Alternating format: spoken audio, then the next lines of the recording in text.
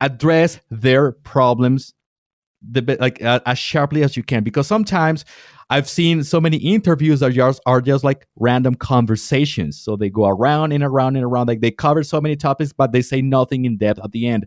So make sure your interviews are well structured, well prepared, and they revolve around a single particular topic that aims to help the audience solve a problem or achieve a goal.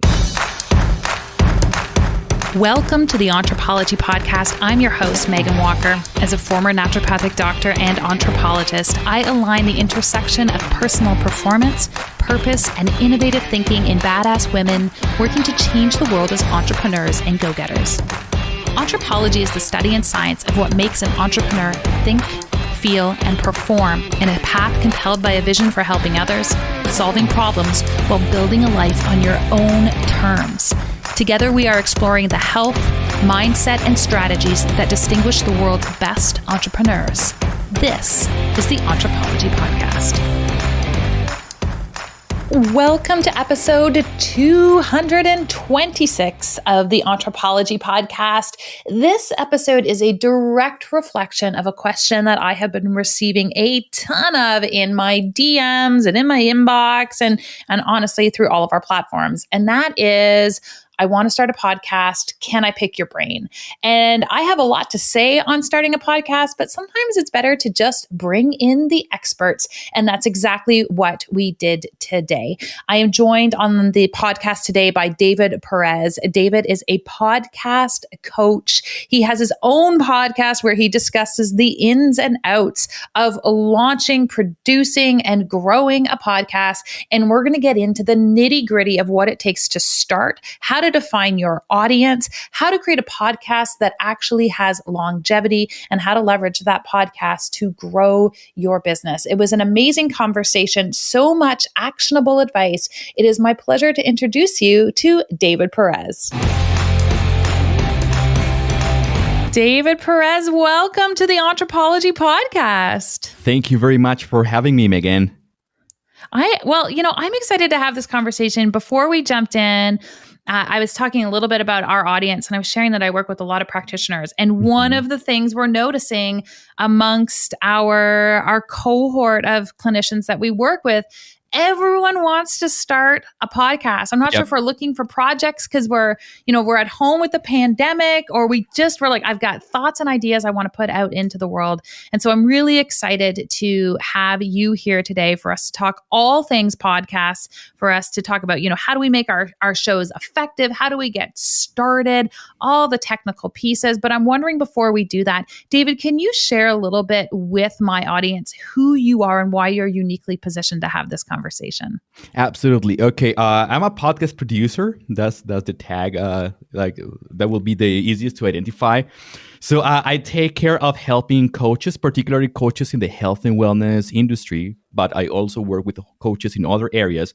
I help them with starting and running their podcast shows, because usually if you are an expert in nutrition or adult care, or I don't know, children education, you're an expert in that area, but you're not expert in podcasting.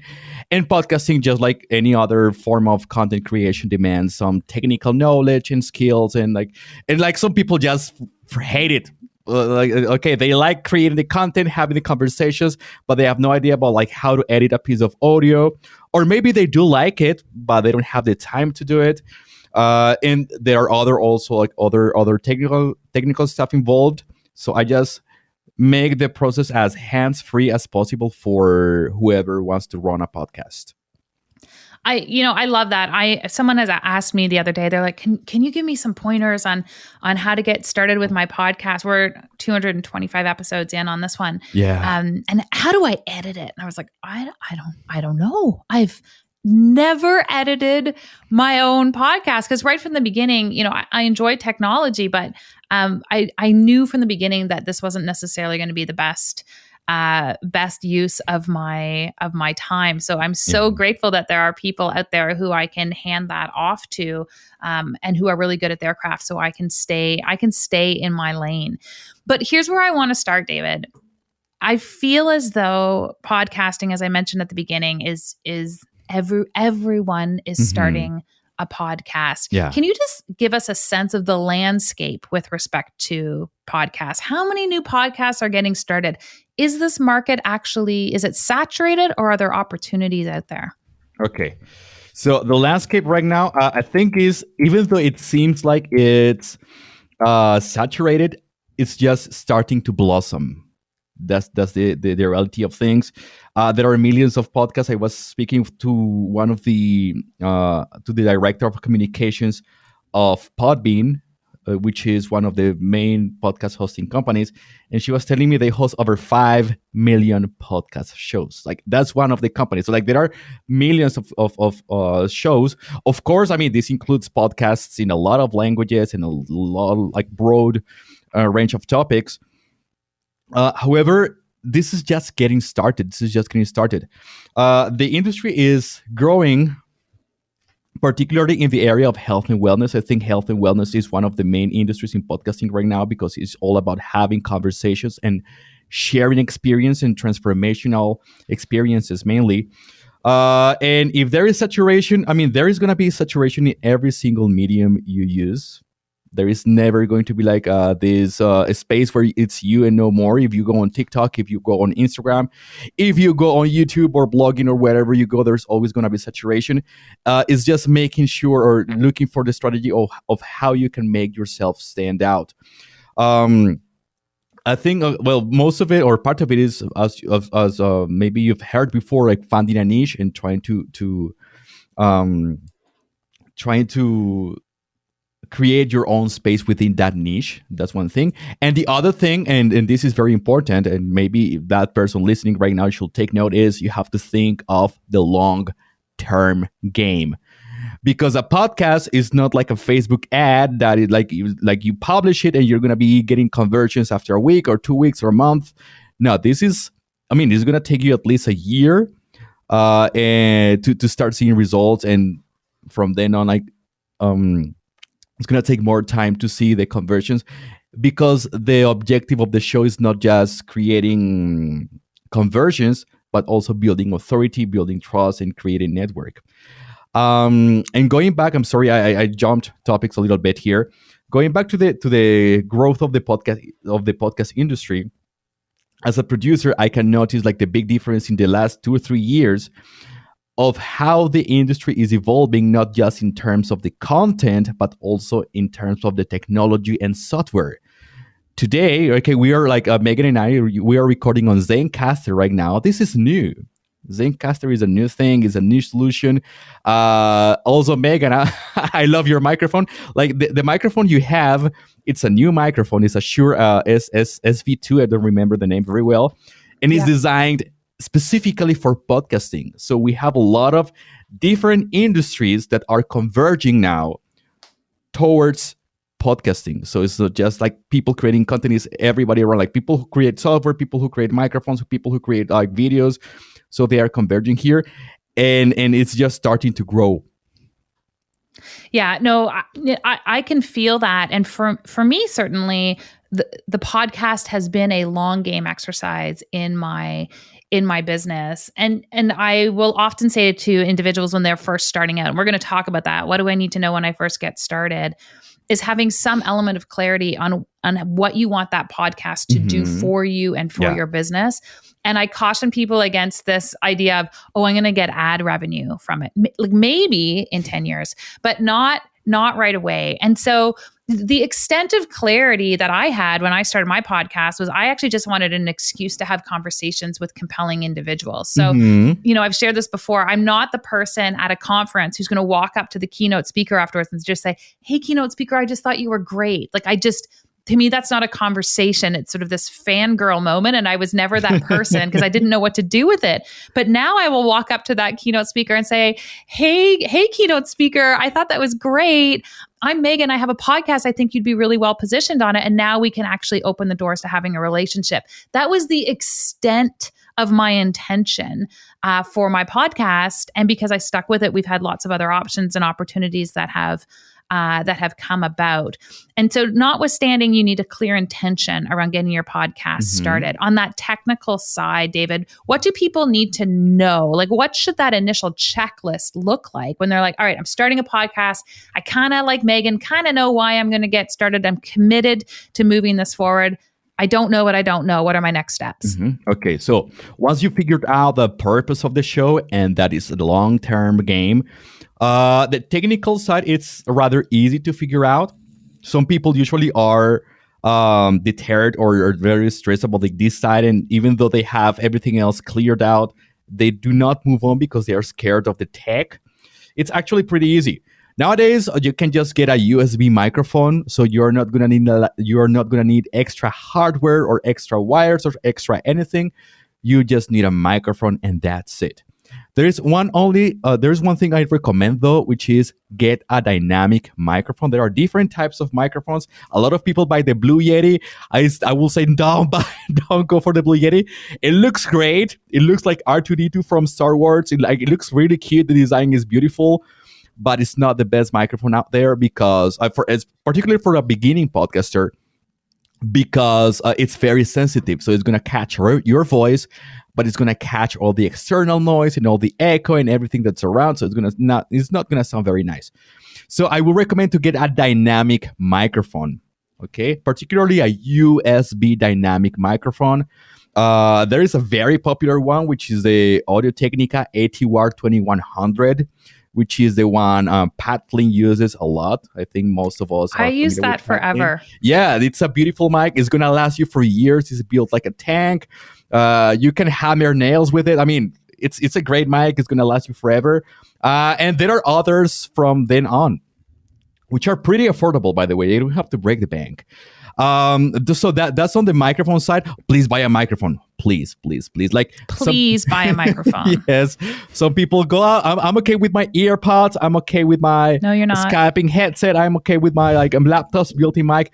No, you're not. It's like you're going to somebody's office and the office looks shabby, dirty, and disorganized or messy. It's just the same with audio. Like, people should come to your podcast and listen to great quality audio because you're podcasting not as a hobby, you're podcasting for a business and you're a professional. So your sound needs to be professional. So that in terms of the audio, and in terms of where to host the files, you're going to need a special service for hosting your podcast files, which is a podcast hosting service. There are several very good companies that offer this. Like your hosting at GoDaddy or Bluehost or like your web hosting is not going to work for this. It has to be specialized hosting. There are services like Podbean, Libsyn, Buzzsprout, and others. They are pretty affordable and they provide all the systems you need to upload your shows and distribute them to iTunes and Spotify and everywhere else online. So these are the two pillars. You have other small things around that. For example, you're going to need a cover art, which is like the image or the logo or what is going to represent your show. You can always change that, by the way. So some people are very concerned about, I don't like the colors. I don't like the design. Just get started. Create something, get started. You can change it afterwards. It takes 2 minutes to change it. You got to also pick the music. The music is going to be important because it's going to be like the branding. It's like when you sit down, you watch your favorite TV show or your favorite Netflix show, you listen to the music, you get in the mood to pay attention to that content. So it's going to be very important. So yeah, in a nutshell, microphone, like a real microphone, not AirPods, podcast hosting account, the cover art, and music. Yeah, and I'm just going to say for those of you who are like, I'm not ready to start a show, but I want to be a guest on a show. It makes a huge difference if you've got a mic and you are a guest. I had this really well-known person, and she was coming on the show, and she got on, and she's like, "So sorry, I'm doing the podcast on my bed today," and she had papers all over. She was moving, and she kept hitting the wire for her AirPods. I never aired it. It was such a bad user experience for my listeners that we actually never released the podcast, and I was disappointed because it was a great conversation, but I also. For me, it was also part of her brand. I was really disappointed that she would show up and the experience was so unprofessional. So, for those of you who are like, I would really love to leverage a podcast where I'm a guest and I'm an effective guest. It's really worth the $150 to have an Audio-Technica mic. You can order it off of Amazon or any other place that you want to order it from. But it makes a huge difference as a guest on that show as well. So just a plug on both sides of the experience. Yeah, totally. Actually, I think in terms of hardware, a podcast is part of and a microphone is part of your business assets. You're not going to be using it just for your podcast. If you ever have a Zoom call, for example, like one thing is using your earphones or your AirPods, and another thing is using a microphone. So it's going to give you a more professional look. If you are on a one-to-one coaching session, if you are on a virtual summit, if you are on a Facebook Live, if you are on a webinar, like there are so many applications you can use the microphone for. It's gonna be super useful and it's gonna last you for years. Like you can think, it's $200, it's so expensive. No, like this mic I have, I can be using this microphone for 10 years. Yeah, easily. Yeah, it's absolutely an investment in your business and in your brand. There's certain things you spend money on. There's certain things you don't, and your sound is one of those really imperative pieces. David, I'm wondering, because you've got this incredible podcast, the Audience Coach Show. I'm wondering if you can talk a little bit about, because I know you will have had this experience in conversations, a little bit about this idea of like show hacking. How do we get our podcast heard by more people? What are some of the effective things that you are hearing out in the industry in terms of, this person's doing this and this person's doing this? These are some really effective things I've seen done. Mm-hmm. Yes. There is a common topic that has come up from our research and from the conversations we've been having with other people. And the best way is to leverage other people's audiences. This means be a guest on other people's podcast shows. I think this is the best way you can do that. There is like all the other ways that you are going to find everywhere. You go on social media, go on lives, etc., etc. You can do those as well. But so far, the most effective one is being a guest on other people's shows. There are two reasons for that. One of them is, it's going to sound redundant, but podcast listeners listen to podcasts. Like it's most likely that people are going to connect to your content if they come from an audio-only format, that if they find you on a visual format, like for example, Instagram or on a video show. So that's one thing. And the other thing is going to help you build authority. Like people are listening to a show they already trust, and they are going to listen to you there. So that means you earn part of that trust. And they are going to connect with you more easily, and they're going to connect with your content more easily. And what you have to offer to them is going to be accepted more openly. So yeah, I think that's the work we've been doing most hard. That's what I've been working the hardest on, is getting featured on other podcast shows. But there is something very important here.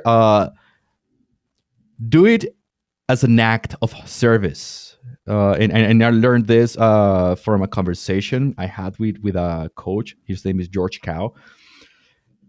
It's an act of service. Like, do not go as a guest to a podcast show, like trying to sell something or trying to push your brand, trying to push your services or products.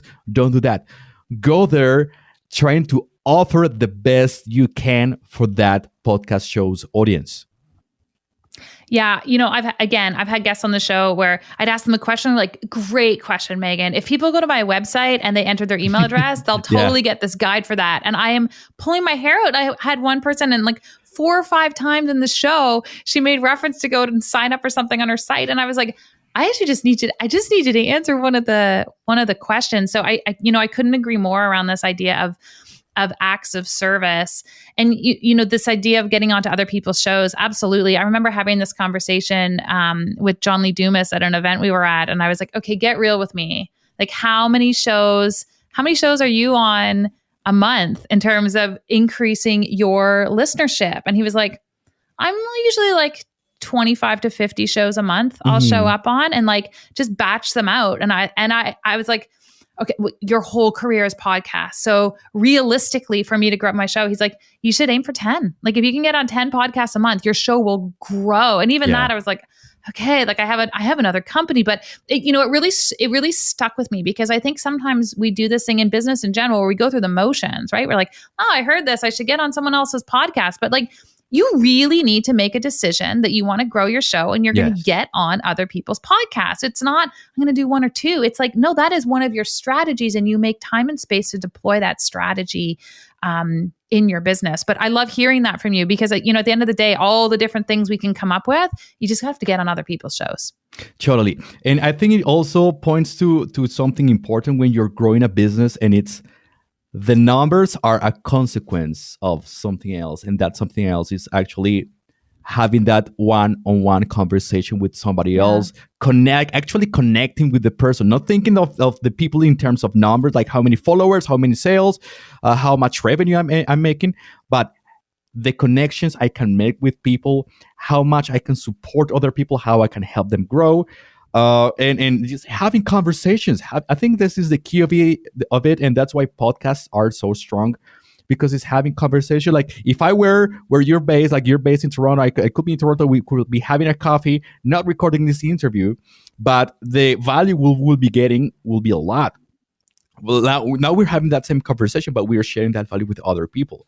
So that's key. And the other thing is, as we mentioned earlier on, being a guest on other shows helps a lot with growth, but it takes a long time. It takes time. It's going to take months. For example, we are recording now, or you are a guest and you get your interview recorded, but that interview is going to probably get published 4 weeks after it was recorded. So it takes time. Yeah, it absolutely takes time. It's back to this idea that it's a long game. But, I'm just going to be honest, as someone who's been in business a long time, I don't know any short games. Like there's a few times where we've taken big risks and we've seen a jump, but I'm not going to build a business on risk after risk after risk. I'm going to punctuate risks with a series of tried and true things, so that I don't want to live my life way out to that extreme. So this shouldn't come as a surprise or be something that holds people back. This is actually just the truth of any quality piece of work that you're going to put out into the world. It's going to take time. Yes, there is no glamorous like Dubai trips or stuff like that overnight. It's a lot of hard work and patience, and sometimes it's an emotional roller coaster. Like the downloads go up and you're so happy, and then the downloads go down and you're like, oh my God, I'm not going to go on with this. But then you just keep moving forward. What makes a great show, in your opinion? Okay, I think there are probably 2 or 3 key elements here. First of all, you got to identify your audience, okay? And you need to identify where your skills and knowledge match your audience's needs and wants. So that's going to be key here. That audience should be narrow, ideally, because the broader you go, if you want to help somebody, like you're a health specialist, right?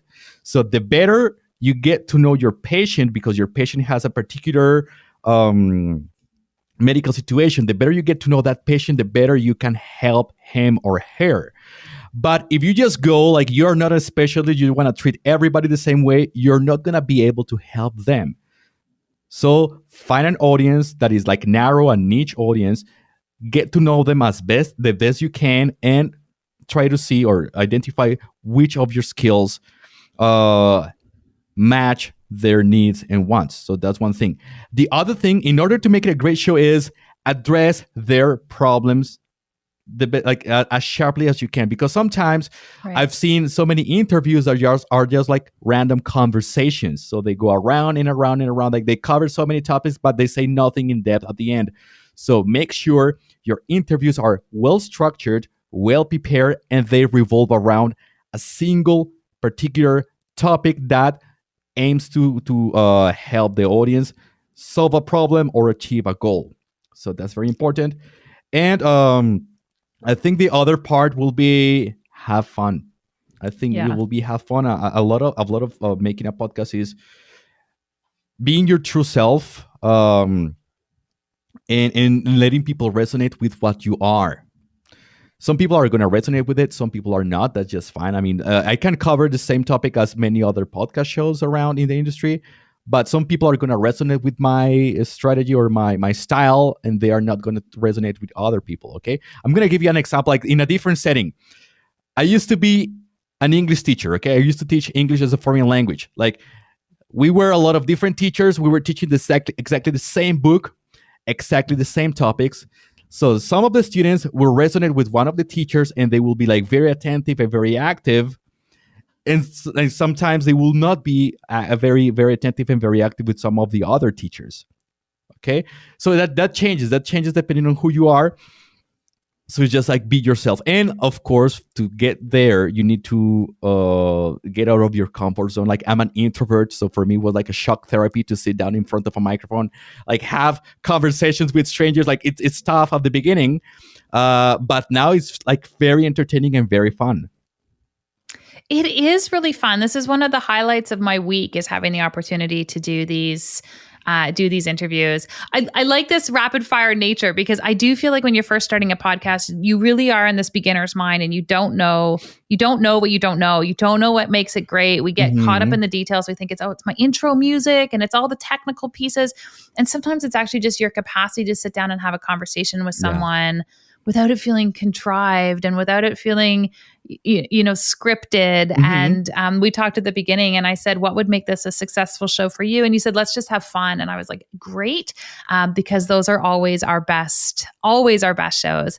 No, speaking of best shows, I'd love for you to benchmark people, because one of the things I have found is that if we don't know what numbers actually mean something is doing well, or we don't know where we're aiming, we're sometimes totally overshooting, and we're thinking, this isn't, I could be doing better, and someone informs you you're doing great. And then sometimes we're like, I got 4 downloads. This is fantastic. But we've got some room to grow. Can we benchmark a little bit in terms of, what are we seeing in terms of the top shows and the number of downloads that people are able to achieve? How long do most shows last in the marketplace? How many episodes do people get to? What are some of the stats that inform the landscape of podcasting? Because I suspect a lot of things get started and don't necessarily get finished. Mm-hmm. Okay. So this is a very broad question, because podcasting is a platform, and within that platform you have a lot of different industries and a lot of different topics that behave differently. So like, if we are speaking about podcasting for entertainment, like if it's a comedy show, it's going to be different if we talk about a podcast that deals with history, or a podcast that deals with nutrition, or a podcast that deals with I don't know, let's say just people, like as a hobby, the people just having conversation because they like to have conversations and get them recorded. So that will depend on that. So each industry and each niche will behave differently. So this is very important, because we tend to compare apples and bananas. Okay, so we want to compare ourselves to Joe Rogan, but the kind of topic we cover and the kind of guests we have in our niche is no Joe Rogan. So like, we are not going to have a million downloads per week, because our podcast deals with very different objectives and audience. So you have to bear that in mind. So if you want to have a point of reference, look for other shows and other creators in your industry. So that's going to be a very important thing. Now, if we move on to the numbers might vary depending on, I think one very important thing here is, do you have a pre-existing audience? Some people start from scratch. Great like point. We started from scratch. It's been a very painful way, but it's been very, very enjoyable. So our growth has been quite slow because we had no pre-existing audience. I mean, we had no activity on Instagram. We had no activity on social media, because we were taking care mostly of the back end of the podcast shows in the podcast production work.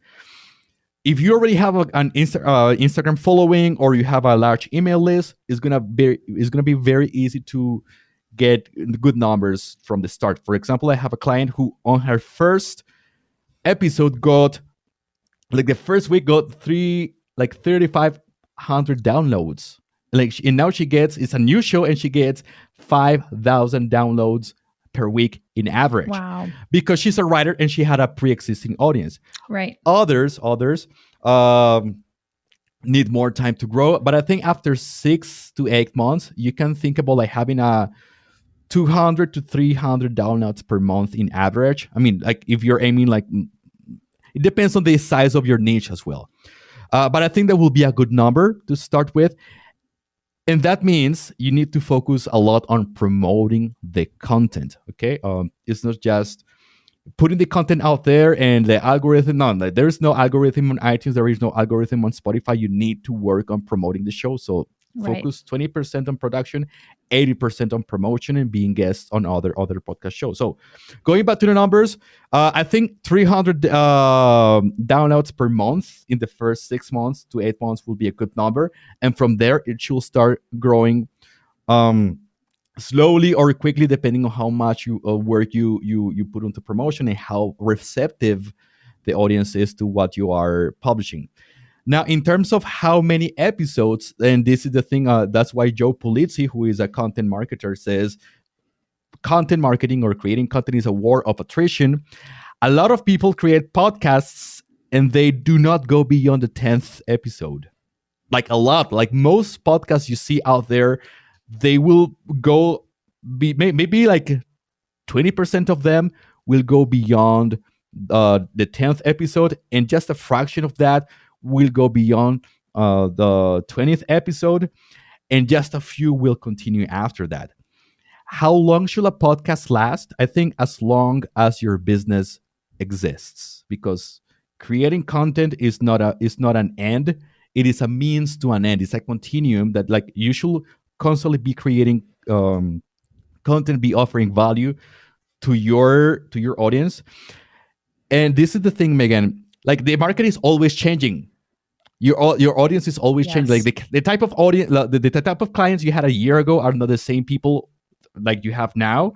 They don't have the same problems. They don't have the same needs. So if you have a podcast, you're gonna be constantly updating what you know, what you have to offer.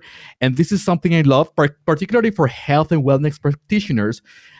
A podcast, like creating a podcast, is a way to self-reflect. It's a way to reflect on your own practice, because you have to be constantly analyzing what you're doing, what you're thinking, the approaches you have, and the changes in the market. Yeah, no, absolutely. I had a guest on earlier and we were talking just about that, about, science evolves and the information that we were taught in school shouldn't be relevant in most cases anymore. It's how do we critically think? As a clinician, there's an endless stream of content that I believe you could add to a podcast. I've shared this before with my own audience, that I would sit in my practice with patients with a specific notebook for content. And when people asked a great question, I would actually write it in my book, because if my patients were asking that question, I know there were more people asking that question. So people ask all the time, like, how did you just constantly come up with this content that people were really interested in? And I was like, it was given to me. I didn't come up with it. Like it was handed to me on a silver platter. So, I think part of content creation, we get worried sometimes that it's about, how do I don't know what to say. I've got to put all this stuff out there. And I actually feel like a huge part of content creation is listening effectively to what people need. It's a massive part of any conversation is really engaging on that listening side. David, I'm wondering if you could share with people, what do you wish you could just impart to new podcasters who are getting started? Those pieces of advice where you're like, oh, you're listening to a podcast, you're like, I just wish I'd had my hands on you 6 months earlier, because we would have saved you from doing this. Or if we could just clean up that habit. What are some of the things that, from your producer lens, you wish you could just change the conversation around? Okay, so I think the first thing I would have done with my show is start at least 8 months earlier. I think I gave it too much thought, and we should have started a lot earlier, because it takes time, one, to build the audience, and two, to develop the skills you need to run a podcast show, because it's the recording, how to have the conversations, how to manage the workflow, how to create the social media assets, how to do the promotion, all this. So first of all, start earlier. I think that's something we could have done better. The other thing for a new podcaster, I think, will be the mindset. It's gonna suck at the beginning, and you gotta be okay with it. I think luckily I already had that mindset from back when I was a teacher, so I was familiar with the learning processes. So I knew like at the beginning you're gonna be like robotic or stressed out, or you're gonna be mumbling a lot. That's completely normal, but you're gonna be okay with it because in order to get or to become better, you need to go through these stages and through these learning. So you're gonna suck at the beginning.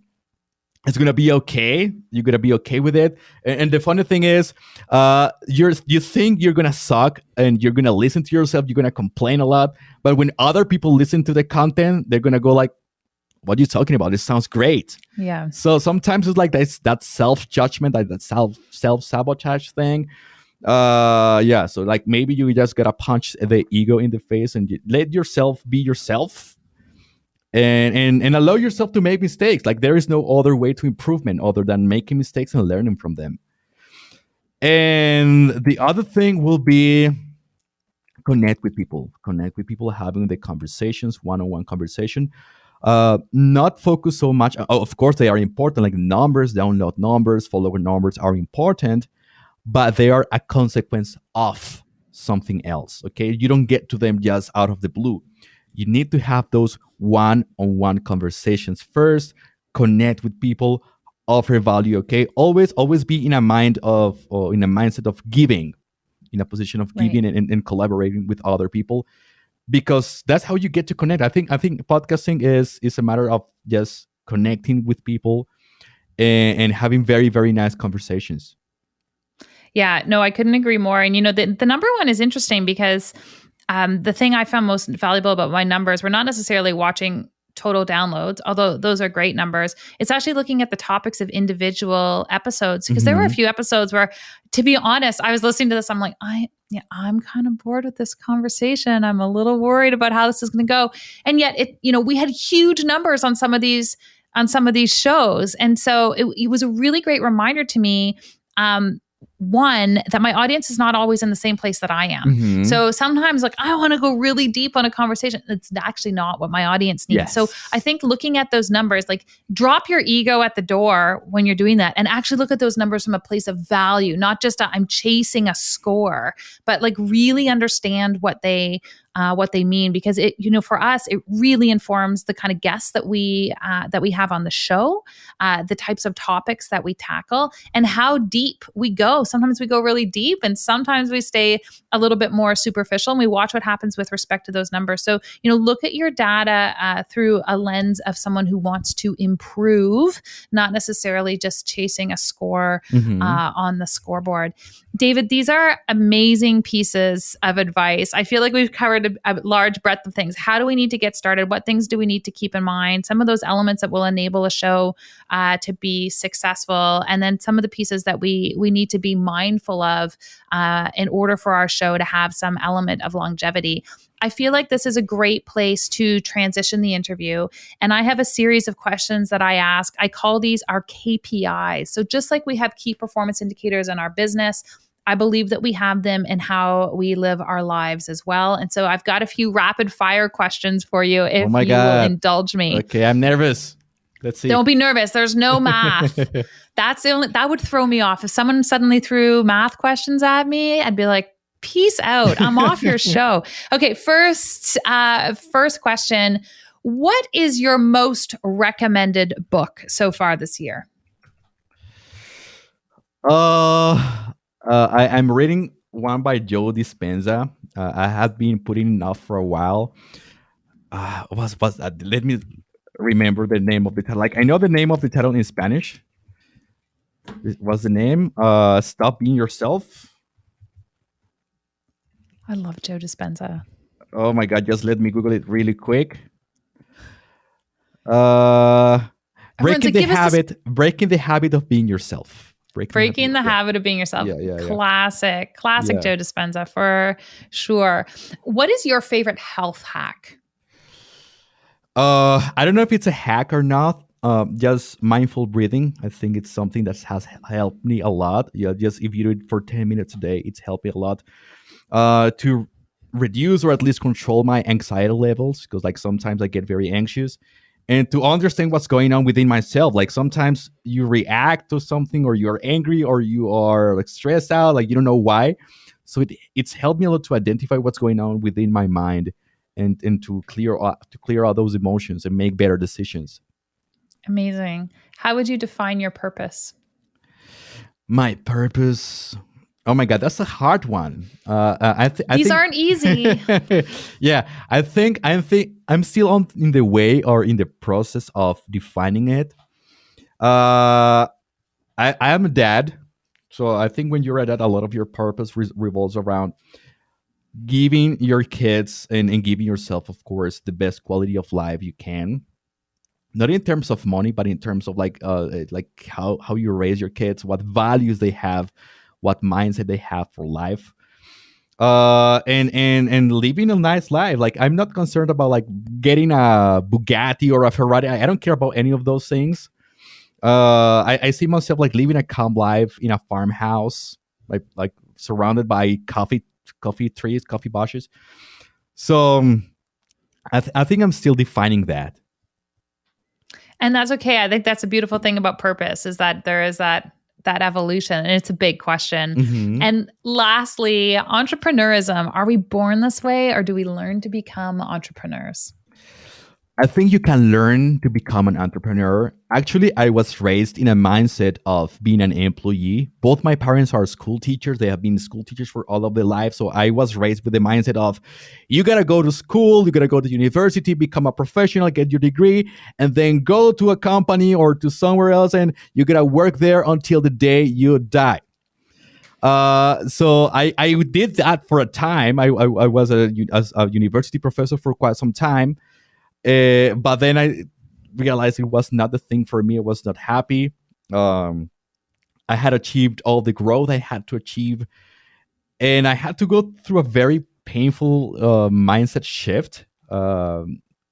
Because I think like even the good things like derive some, like all transformations are painful in some way or another. But here I am. Yeah, like you can become an entrepreneur. You just have to like jump into it and not look back. You just have to jump. I feel like that is the motto of entrepreneurship. David Pérez, it was a pleasure having you on the podcast. Where can I direct people to learn more about the work you're doing in the world? Yes, you can find us on everywhere you listen to podcasts. Okay, the Audience Coach podcast. So we are on iTunes, Spotify, Stitcher, everywhere else. And if you need, for example, like support or help with creating your podcast, we have some free and paid resources on our website. That is audiencecoach.com/resources. There you're going to have like templates. You're going to have documents and videos and other stuff to help you start or run your podcast show. Fantastic, David. Thanks so much for joining me. Thank you very much, Megan. It was a pleasure.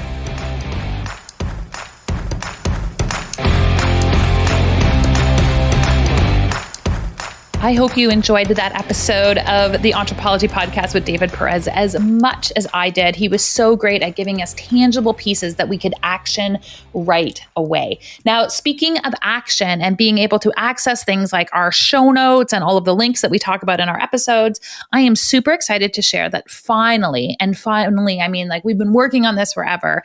Finally, we have updated my website, meganwalker.com, and we have indexed and made our podcast infinitely more searchable. You're going to be able to access the show notes from our episode today. In fact, the show notes for our 225 plus episodes by heading over to meganwalker.com/podcast, where you can catch all of the episodes we have previously recorded. So whether you are interested in mindset, health, or business acumen, we have got you covered over at my new website, meganwalker.com. I'd love to know what you think of it. You can check out my Instagram account, where we're going to be running a poll this week to see whether or not you have checked out this week's show notes.